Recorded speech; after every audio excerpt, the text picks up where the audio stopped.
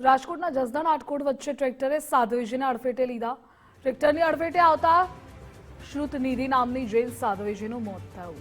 ખાનગી હોસ્પિટલમાં સારવાર દરમિયાન સાધ્વીજીનું મોત।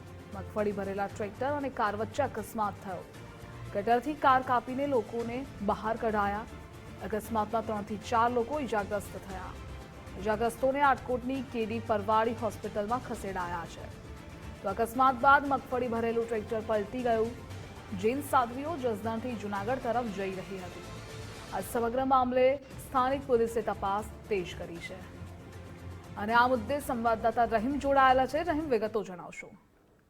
ધ્રુવિશા, ચોક્કસપણે જે રીતના વાત કરવામાં આવે તો ટ્રેક્ટર અને કાર વચ્ચે ગંભીર અકસ્માત સર્જાણો હતો અને ત્યાંથી પસાર થઈ રહેલા સાધ્વીજી છે તે માંથી બંનેને હડફેટે લેવામાં આવ્યા હતા, જેમાંથી એક સાધ્વીજીનું સારવાર દરમિયાન મોત નીપજ્યું છે, તો એક સાધ્વીજીને હાલ ખાનગી હોસ્પિટલની અંદર સારવાર હેઠળ ખસેડવામાં આવ્યો છે।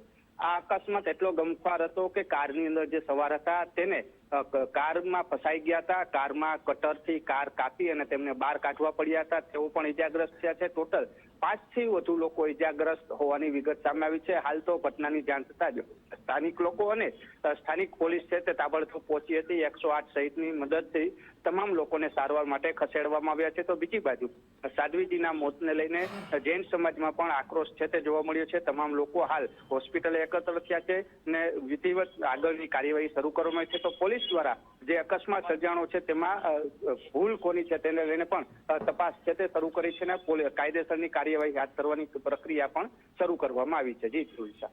જી રહીમ, જોડાવા બદલ આભાર આપનો।